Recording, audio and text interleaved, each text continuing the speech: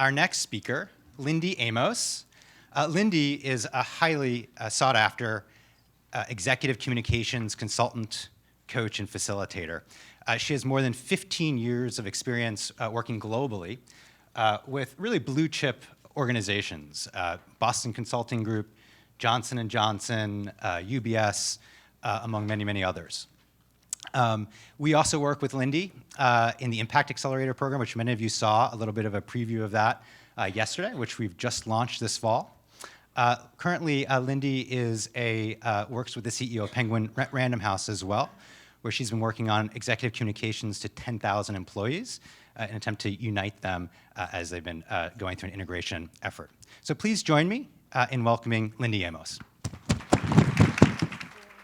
Thank you. Hi. Hi. You're wide.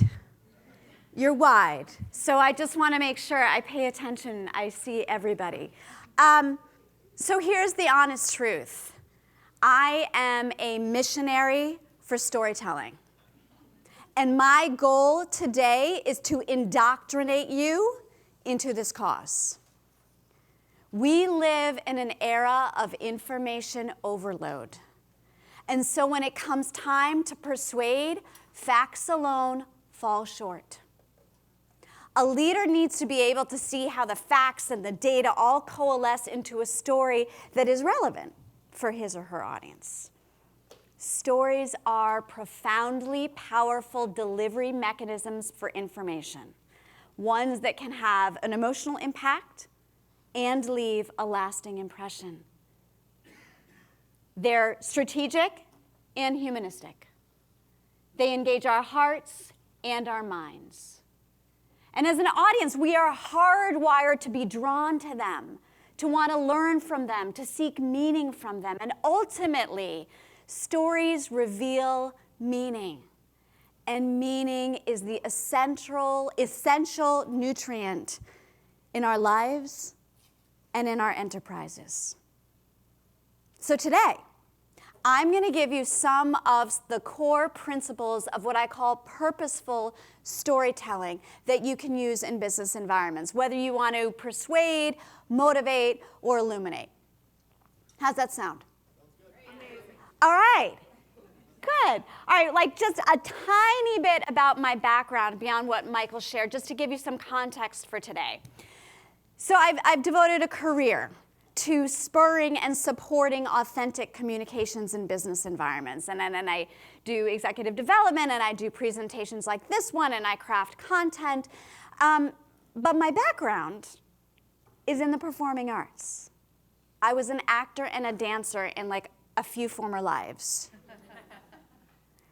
And so the tenets of my practice is based in these principles. And I use the word principles specifically because there's no rules, but there are principles, and the principles guide the creative expression, similarly in storytelling.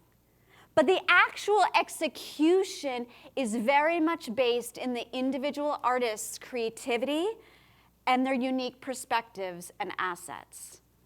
And the same goes for you. So I will share these principles, but what really matters is how you take them away and how you make them your own based on the reality in your organization, based on your unique perspectives, your unique characteristics. You got me? Good. All right. So one of the principles of the performing arts is experience first, analyze later. So we're going to dive into an experience.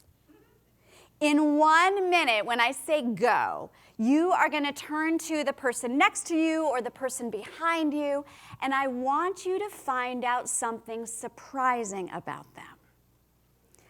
I know. Like, whatever that means to you, surprising. It might be surprising for you to find out that I used to practice sword fighting, and my weapon of choice, yes, I know, it was really fun.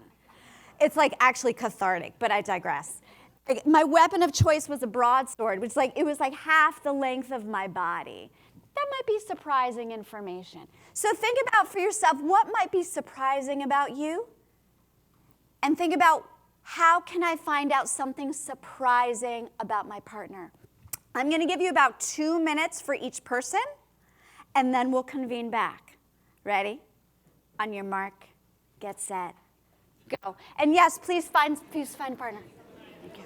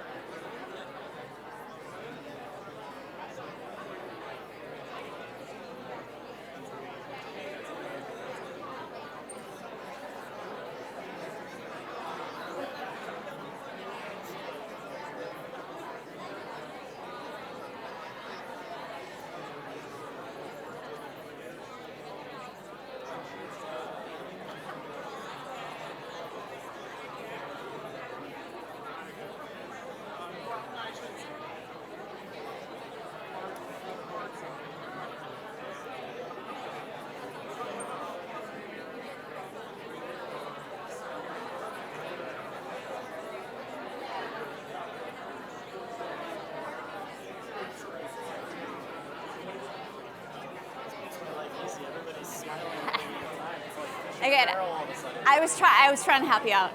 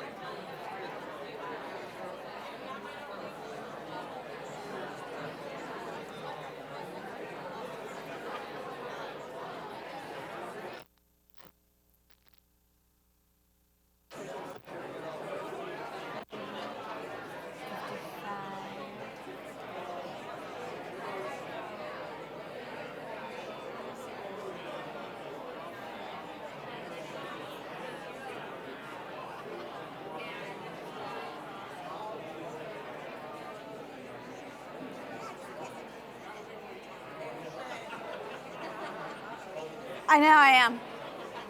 Did you switch?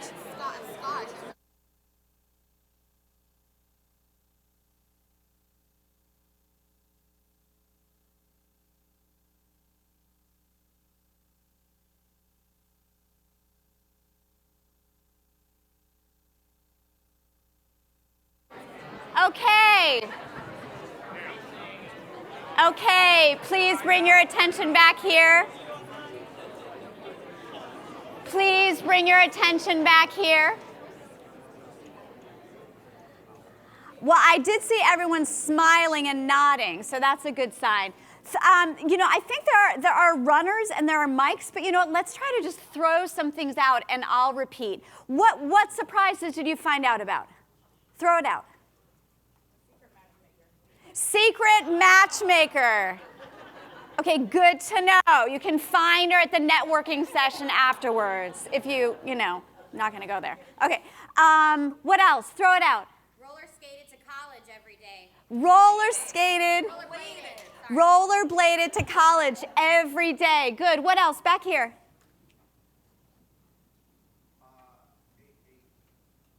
Good but not great athlete. A good, it's the effort that counts. Excellent interviewer and she ended up winning the scholarship in Buffalo for a golf scholarship against a young man who was actually a very good golfer but not very good. Won a golf scholarship. Very nice. What else? Yes. Trained 100,000 people not online, in person over the years. Whoa, that's a lot of people. Whoa, good. One or two more. Yes. This family on road for 6 months in RV when work travel was, quite a bit. So combined. I couldn't do that. I could not do that. I might take my hat off to you. 6 months on the road with family. Something from over. What was that? Something from over here. Yeah. Graham was a championship karaoke singer. Whoa. Graham. You want to? No? Retired. Okay, retired. Okay. I respect that. One more from the corner? Yeah. Jay actually has done bicycling tours around the country and wrote a book about the best pizzas in each of the cities. The bike and pizza expert. All in one. Bike, pizza, and book. There's a triad right there. Bike, pizza, book. Brilliant. So why did I ask you to start this way? There's no right answer here. Why did I ask you to start this way, that we start our time together? Stories connect people. Photographer said to me, everyone's smiling and laughing now. Like instant connection. Yes, what else? Why did we start this way? Experience, then analyze. Experience, a good memory. Experience, then analyze. What else? What else? Anyone? Isn't it amazing? Like the commonalities that are revealed through story, and even in like seemingly very different people. So we're going to move on, but I want to implant in your brain that where there is surprise, there is story. So you've probably been indoctrinated to storytelling a little bit before you stepped into this room. And one of the things that my clients always say to me is that I don't have any stories to tell. Well, in about 4 minutes, there were, I think, 100 stories in this room. You are a trove of stories. And by extension, your organizations have a trove of stories waiting to be told. Where there is surprise, there is story. Okay, so let's say, all right, maybe I'll tell a story in a business setting. Before we get into the crafting of the story, let's talk about what's the ROI on storytelling. Say that again? Don't go there. You know what? You want to break from ROI talk. I understand that. What's the benefit? I'll put it that way. What's the benefit? If you actually venture to tell a story, why do we like stories? What does that do? Yeah. Buy-in. Stories help you get buy-in. Yes. What else? Engagement, instant engagement. Like we're programmed and hardwired to want to listen to them. Yes. There was something over here. What else? Why story? Why do we like stories? They resonate. We talked about that, even from seemingly very different audiences. Yes? It prioritizes. Say more about that. So it goes along with the engagement, it goes along with the connection, but I think the story in itself, it helps to prioritize that initiative over other things. This is where there has actually been research on brain science. Stories stick. We forget lists. We remember stories. So Paul Zaks did some research, and he looked at when a presenter includes a story that is character-driven and has emotional content in the story. And he found that in the audience, people better understood the main points the presenter was giving and remembered it weeks later. It sticks, and then as a result, it also helps prioritize all the mumble and jumble of so much information in our heads. Yes, you wanted to add something. It energizes. The energy of the room just shot up. It was instant, like add water and start, instant energy. Absolutely instant energy. And I feel like, and this touches on the point around commonality, the other thing that stories do is they align us. So think about your families. The family story, oh, the story when Uncle Bob, blah, blah, blah, blah, blah. It's like relationship glue. And the same is true in our organizations. The stories that we tell in our organizations reveal the identity of the organization and help us all gather around and be aligned on the purpose beyond the profits. There's one other why story that I want to share with you, and this is a framework, and we're going to go left and we're going to come back, okay?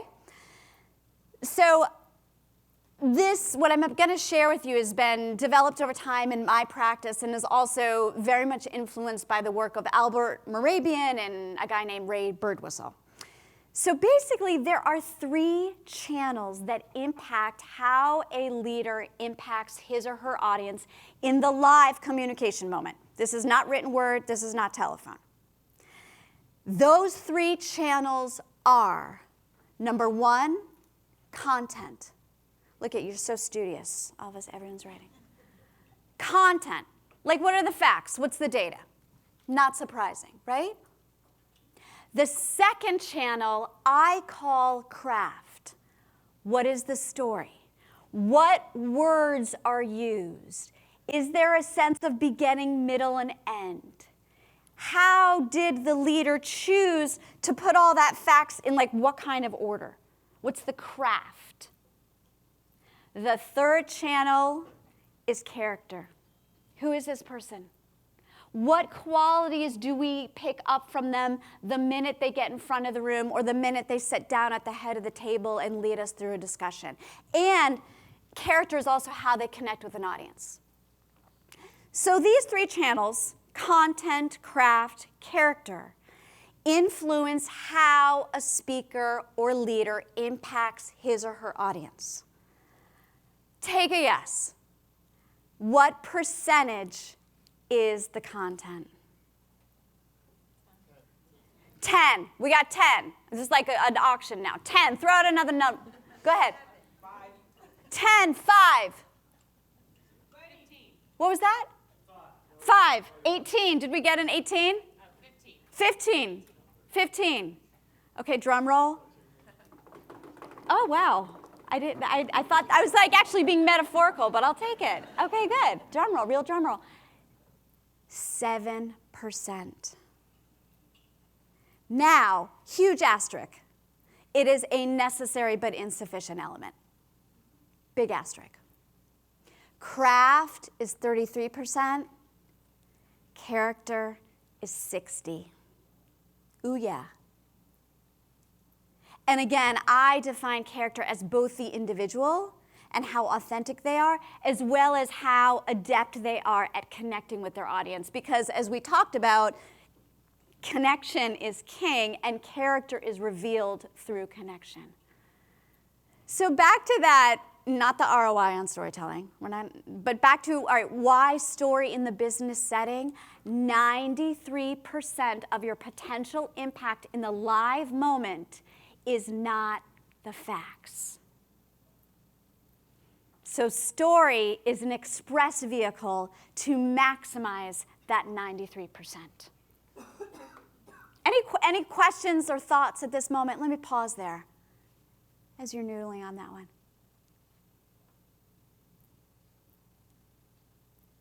Yes?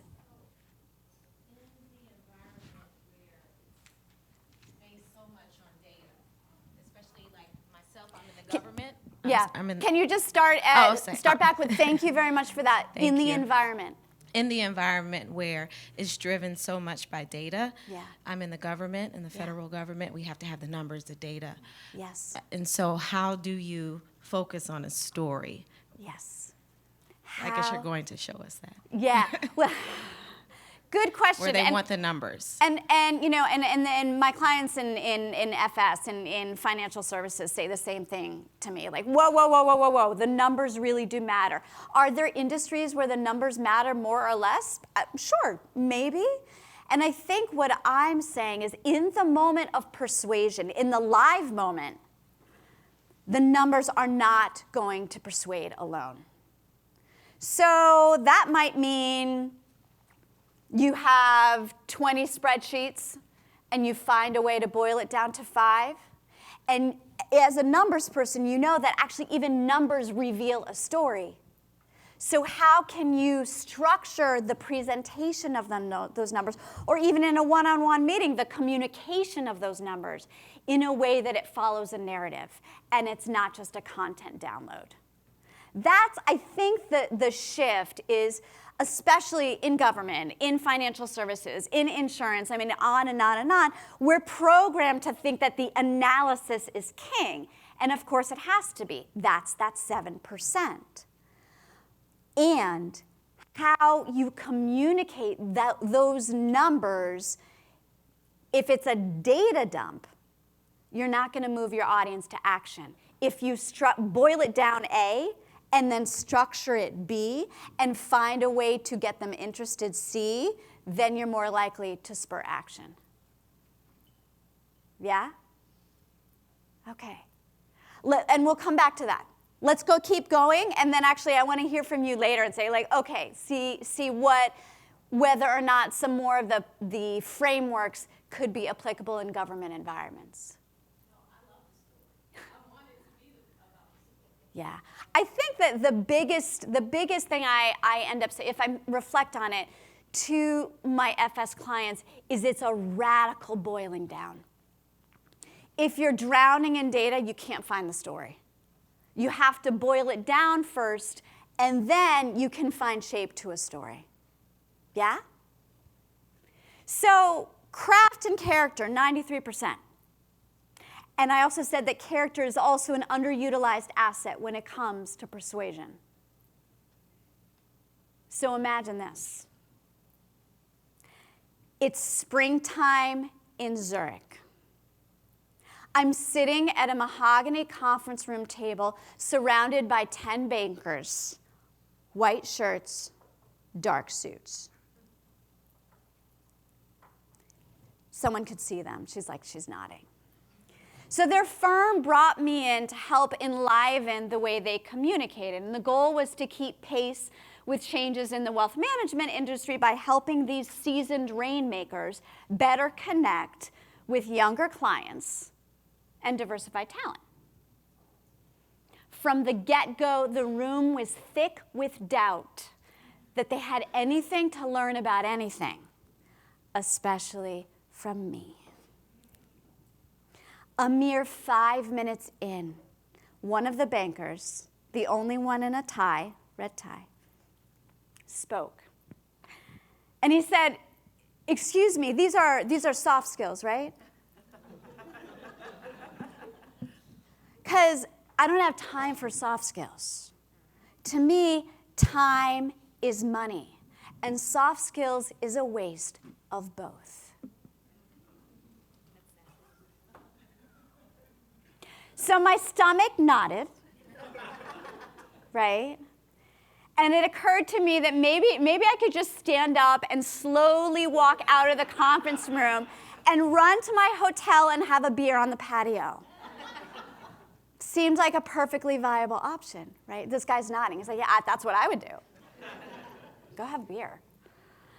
But then I stopped and I said, wait a minute. The soft stuff is the hard stuff. And it impacts the bottom line. Many of you in this room know that.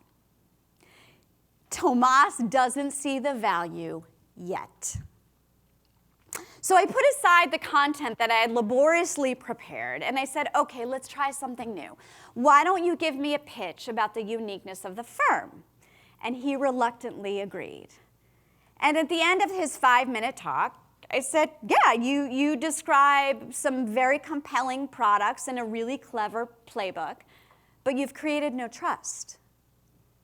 You need to be able to create trust with your audience within the first 90 seconds, and you didn't do that.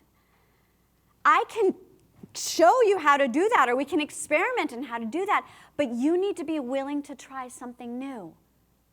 Let's try something new. And Thomas took a deep breath, and he said, you have my attention.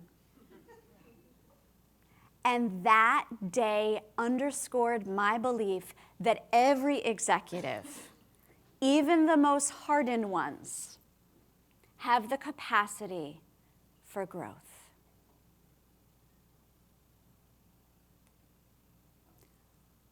Tell me what stuck. What? Go ahead. The tie. The red tie. Good. Red tie. Throw it out. What stuck?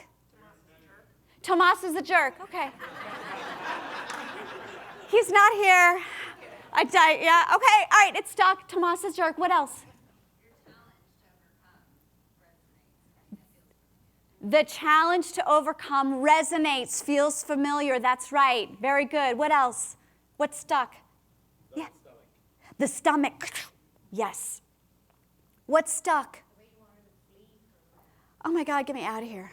Right? Yes, the way I wanted to flee felt visceral. Yes. I listen.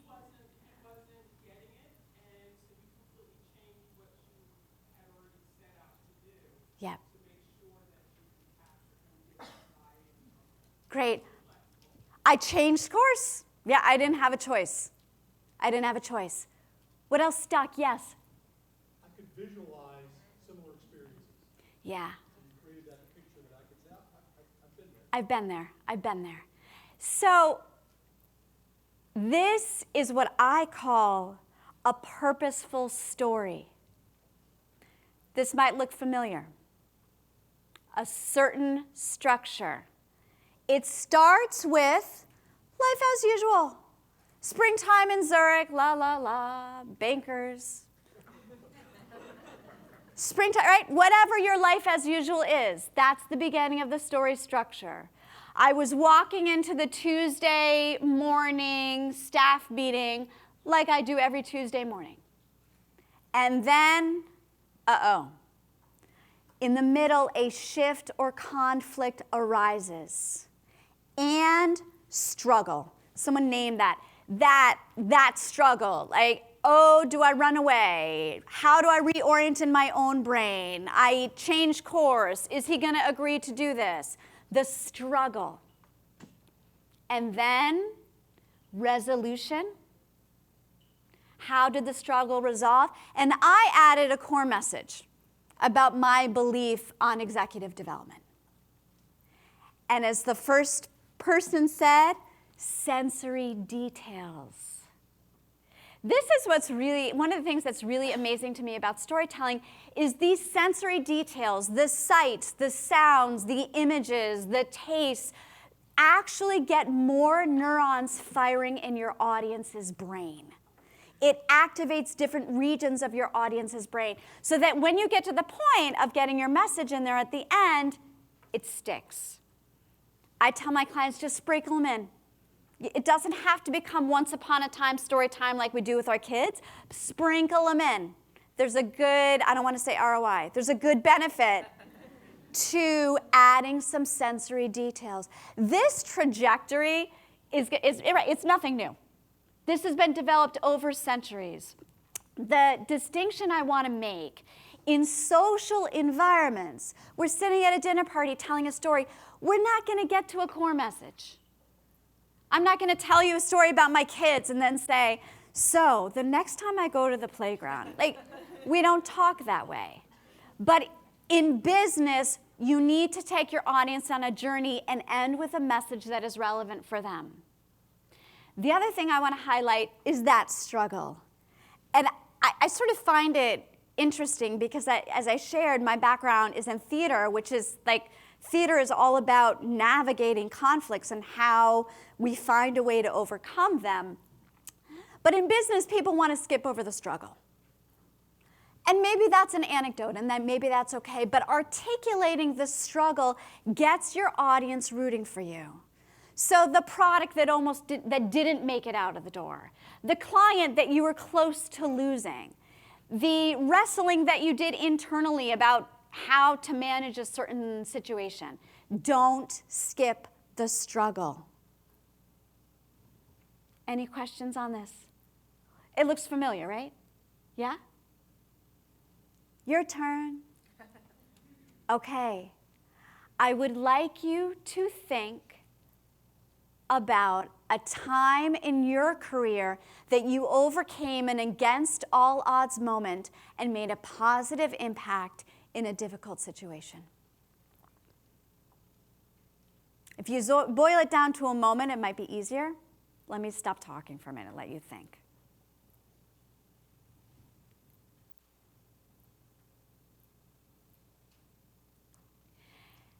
I think all of you have notebooks, and if not, there are some additional notebooks in the back. And if you want to use an electronic or digital notebook, that's okay too. Here's what we're going to do. I'm going to give you about 5 minutes to write your story.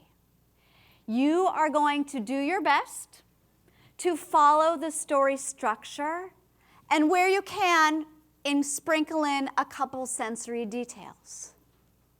Now, these are not going to be published. They may not be expressed anywhere. It's a way for you to experience this work now and use this a little bit more as a lab to try to put these principles into practice for yourself. I'm going to give you about 5 minutes. I don't want you to watch the time. Let me watch the time. And the biggest requirement I have is keep writing. Keep writing. Even if it's like, I don't know what to write next, well, you don't know what to write next. Keep going. All right. Pen and paper or stylus and notebook. Ready? On your mark, get set, go.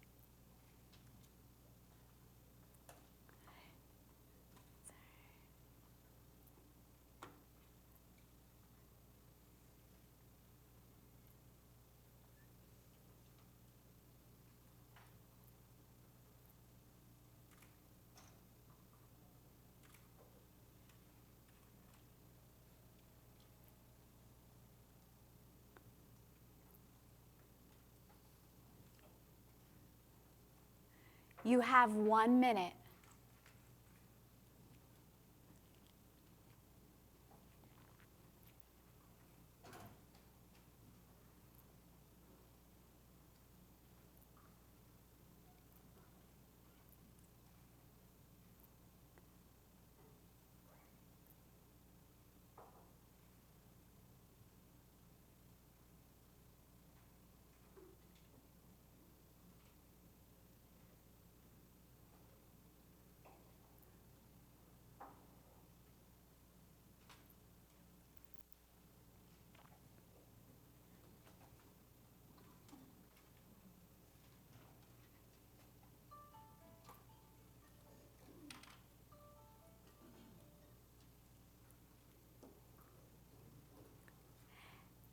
And finish up that last line.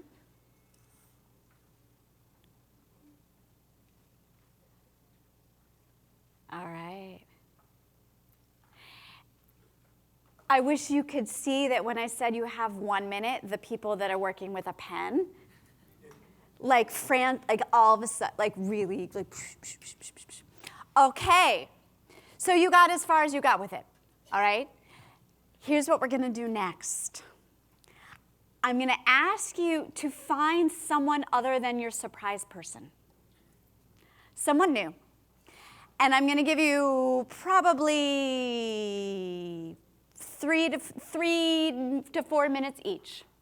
You are going to tell, you're gonna tell, you're eager, you're ready to go. You're ready to go. You're gonna tell your story to this new person. As much as possible, we're not working on delivery today. As much as possible, follow the spine that you've created, the structure you've created, but be able, like, see them. Use the eye contact to persuade. And then vice versa, your partner will share their story with you. Now, what I would like you to do is share feedback in a very specific way. I'm a huge advocate of what I call asset-based feedback. Naming that which is working is an integral element in the arts and somehow gets lost in business, or we give positive feedback in such general ways. I would like you to share with your partner, what did you find interesting or compelling about their story? Give them a little feedback. Are we ready? Go.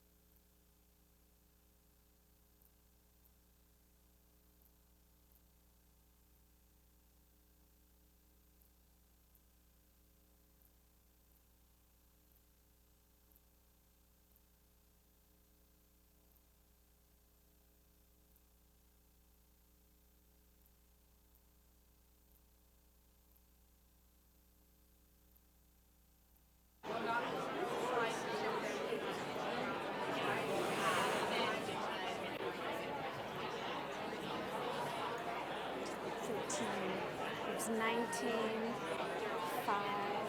1 more minute. 1 more minute.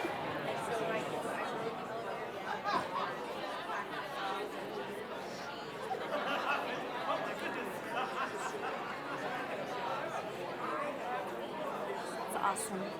Awesome.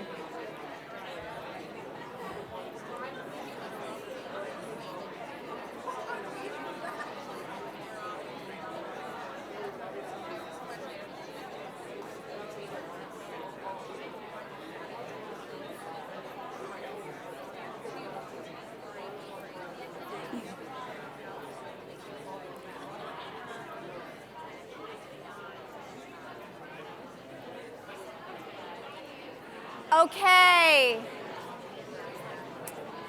Okay, please bring your attention back here. Please bring your attention back here. Please bring your attention back here. You guys could go on and on. There's a networking session. We'll rename it to the storytelling session. So here's what I'd like to do next. You don't need to champion yourself, champion your partner. And I'd like you just to throw out, what did you learn about your partner? Like, what qualities of leadership did you learn exist in your partner? Go. Heather's relatable. Relatable. Relatable, yes. Funny. There was some laughter here, which is it's like a public service these days. Like, causing laughter is good for the public. It's a public service. Good. Ambitious. That's right. Now, did she turn to you and say, "Hi, I'm really ambitious"? No. That's what I mean when I say story reveals character. We find out about the leader through the story. What else? Yes? Resilient and accountable. Excellent. Adaptable. And did you say I'm really adaptable? No. There we go. What else? Yes, you identified. And again, I think this room is tailor-made for people that are empaths, and storytelling helps elicit empathy. Yes? Amanda is committed and discreet. Committed and discreet. Very nice. What's something else here? Creative and resourceful. Creative and resourceful. Yes? She rises to the occasion. Look at all this. Builds great relationships. Tenacious. Courageous. What was that? Self-aware. I'm curious. Did you hear in your partner a core message at the end? Did any of you? How would you, if you got there, how would you articulate that core message? For my partner, it was really around not giving up and continuing to push forward and building a great relationship. Don't give up, move forward. Core message. Believe in what you do. Core message. Bring it on. Bring it on. Woohoo! Core message. Move away from the numbers and make Move away from the numbers and make it personal. it personal. Have confidence. Is it like it sticks? Right? It sticks. Again, dinner environment. I don't have to say, so bring it on. Right? It's weird. Business, we need the button. We need the core message at the end. One other S. I like triads. One other S I want to give you on crafting a purposeful story in a business environment. We've got the structure. You've got the sensory details. Building on this core message thing, succinct is our third S. And I like to call it a myos. I have a 3.5-year-old daughter, so I'm like making up words all the time. Message in one sentence, myos. Someone asked me 2 days ago if there was one resounding recommendation you would make about communications in a business environment, what would it be? And I said, okay, like from town halls to feedback sessions to team meetings, like what? Whoa? Probably it would be we all try to cover too much ground. Boil it down. Message in one sentence. Before you go to tell your purposeful story, know your message in one sentence. The next one. Think about how you want to expand or contract the story structure.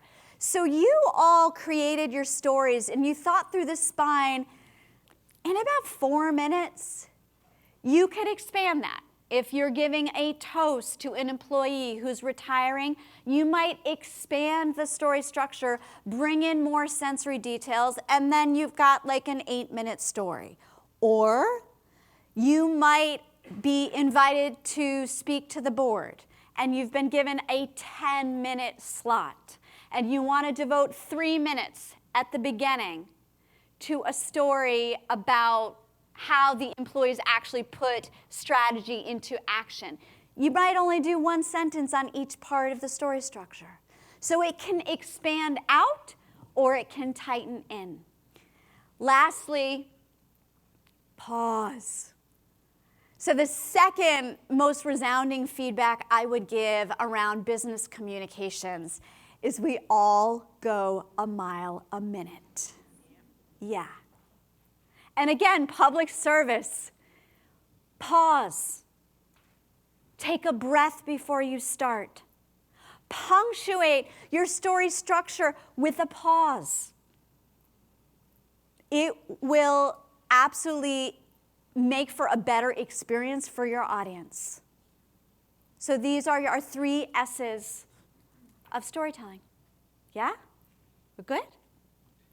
So, when? Okay, when can I tell a story? A story is useful if you want to infuse an idea or a core message with more meaning. Tell a story. A story is useful when you're announcing anything new and you want to take your audience from this is our current reality to this is our new reality. The from to framework. Tell a story. And whenever you want to make a moment memorable, the beginning of a team meeting, the kickoff to an offsite, tell a story. Now, a woman came up to me while everyone was sharing their stories and asked a great question that maybe everyone in the room can benefit from. And she said, all right, I'm sold. I don't know what to tell. I want to tell a story. I don't know what to tell. So now on, my recommendation to you is develop your story bag. You need a lot of raw material to be able to pull from so that you know you're telling the right story with the right myos or message in one sentence for the right audience. Now, I've developed this framework. It's pretty simple. You can develop your own. Maybe you scribe ideas in your phone. Maybe it's on your computer. Maybe it's right by your desk. Start to be a scribe for stories. Develop a narrative mindset so that you have a lot to pull from.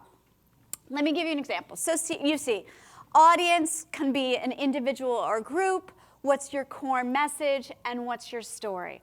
I work with a CFO, and her myos over the course of a year, we're talking about working smarter, not harder.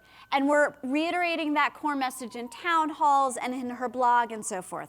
And she came to me and said, I just read this book I love called The Undoing Project. And it's about 2 Israeli psychologists. And I said, great, tell me more. And we found a way for her to articulate how that collaboration helped that team work smarter, not harder. So pull from a book. Pull from a play. It doesn't just have to be your stories that you think of in isolation. Tell a story. Hey, I was talking to Bob in operations, and he told me about something that happened at the warehouse. Grab your stories from a myriad of sources so that you have a rich trove to pull from. Develop your story bag. Questions? It's when you get quiet that I actually like wonder, or you're just thinking. What are you thinking? Do you have is there a question there? No? No. Oh, all good? All good? Okay. Develop your story back. So I hope that you take away from today our 3 S's of storytelling: structure, sensory, succinct. And I hope that you develop a story bag for yourself with some good stories and some good maioses, messages in one sentence. But even beyond that, because I'm a missionary for storytelling, I hope that you take away the awareness that story creates meaning, and meaning is an essential nutrient in our lives and our enterprises.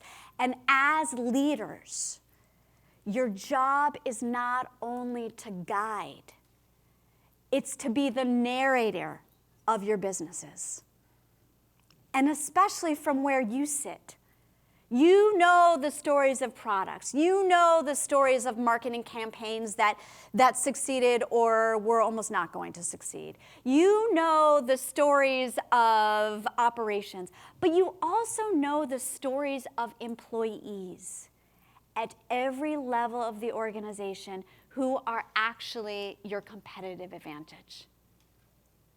And so I invite you to actually not just use story in your communications as a tool to deepen your impact, but to think about all of those pockets of stories in your organization and think about how do they coalesce into an organizational narrative, the larger story of your company and its purpose beyond the profits. And ask yourself, okay, how can I contribute to that larger organizational narrative? Because story reveals meaning, and narrative reveals meaning. And as you well know, when there's meaning, there's alignment. And when there's alignment, there's performance. Go tell a story. Thank you. Thank you.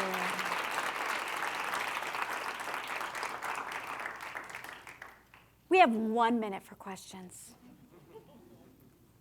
Any questions? You're good. All right. Thank you so much for your time today. All right. Thank you.